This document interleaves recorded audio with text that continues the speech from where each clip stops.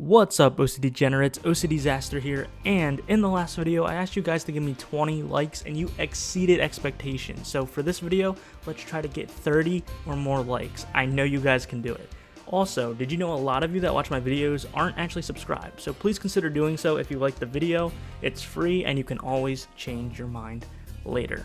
Guys, I have some bad news to talk about. However, I do see a light at the end of the tunnel. Before we get into this, I just want to say I do not condone any type of hate or bullying or anything like that. Please don't go and start attacking people after this, even if it is a company, even if it is a brand. I know this sounds very different from me before, but if you haven't been following me on Twitter, I'm trying to do a more of a positive spin. Now, being positive doesn't mean that I'm not going to be critical. That's not what I'm saying. I'm just going to try to emulate more of a positive atmosphere here on the channel and all over my social media and stuff like that. But that doesn't mean I'm not going to speak my mind when I have to, okay? Does everyone understand?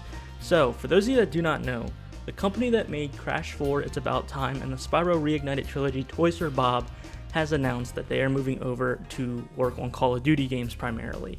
And the internet kind of did its thing and exploded and said, oh, well, rip Spyro, rip Crash. And as a Spyro and Crash fan, I am very upset and disappointed by this move. I think Toys for Bob did an excellent job with these games. They're by no means perfect, but they definitely handled the game with care. They're very great games, and it really did service the fans with the Spyro remake and then the Crash game that we got so many years later. However, I want to start with this. This is a really big business move for Activision, and it makes sense because a lot of things these days, and I did a video about this before a little bit earlier, Battle Pass systems are like the hugest thing for the gaming industry right now, where the game is free, but the Battle Passes, the in-game purchases, is what makes the company money. And with platforming games like Crash, it just doesn't work the same way, and people are going to get mad if they buy a platforming game and they have to pay in-game purchases. So I can see why Activision is making that business move and transferring all the resources over to more big multiplayer games, bigger IP. It's sad, but it makes sense from a business standpoint, unfortunately.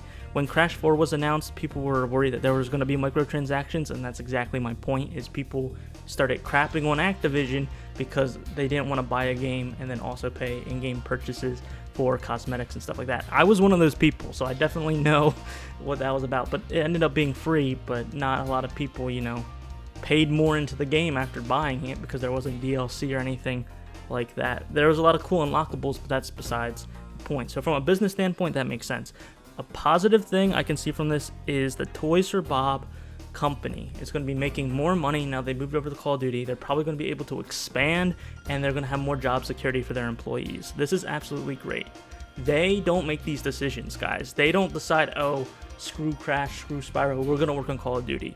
That's completely up to their parent company, which is Activision. So they have no say in that regard.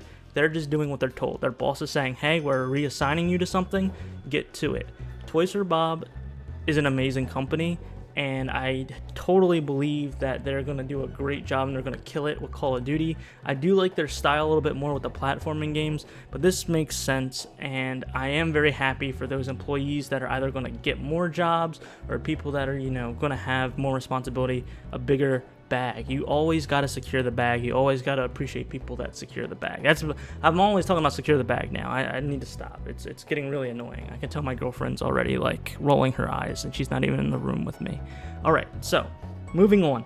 Those are some things on that. Do I think Crash and Spyro are actually dead? I really hope not, and I don't think so. I think it just might be a different development company that is going. Is development company the right word? A different developer, different publisher. Well, Activision's the publisher, so a different developer might work on these games, future games, if there are going to be any.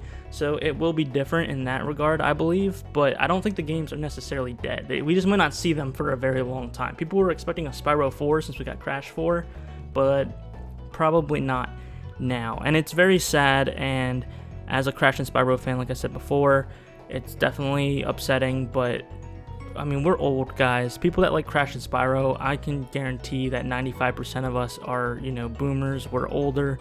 It's definitely a dying franchise that's more of a nostalgic purpose than it is monetary purpose.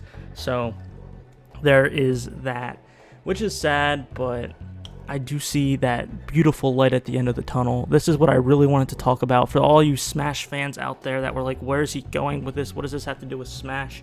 Wouldn't that be beautiful if the 5-year Crash plan was tapered off with Crash being in Smash? It was like the swan song. Like, everyone kind of knew, Activision kind of knew, like, okay, we're not going to be as heavy on Crash after a Crash on the Run, so let's go ahead and just give the fans what they want, so that way they don't absolutely hate us for the next decade and put Crash into Smash. I mean, I've always been saying, I said in the last video, that Crash really fits for Smash. I could see him easily getting in. I think this helps. I think this is definitely something that would be, like, perfect.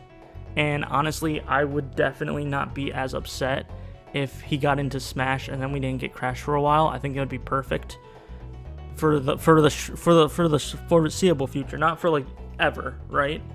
If that makes any sense. I don't know. This isn't scripted, if you couldn't tell. This is like my 8th take. But yeah, that's the video. You guys comment below and let me know what you think about everything. About Toys for Bob going over to Call of Duty, about Activision's business decisions. Do you think Crash and Spyro are dead? Do you think Crash is going to be coming to Smash? I'm being positive. You necessarily don't have to. Once again, I don't condone bullying or anything like that, so please don't go and start, you know, doing what the internet does these days. I'm not about that. Yes, they're bigger companies with CEOs that probably don't care about the gamers or anything like that, but you shouldn't be going around blasting people. You can have your opinion, and that's absolutely fine, but do it in a way that's, you know, what's the word I'm looking for? Respectful? I don't know. No one's being disrespectful to us. I mean, you might feel differently because you might be a hardcore Crash and Spyro fan, but I don't know. I'm going on to a tangent. I'm OCDisaster, and I hope you have a smash-tastic rest of your day. See ya.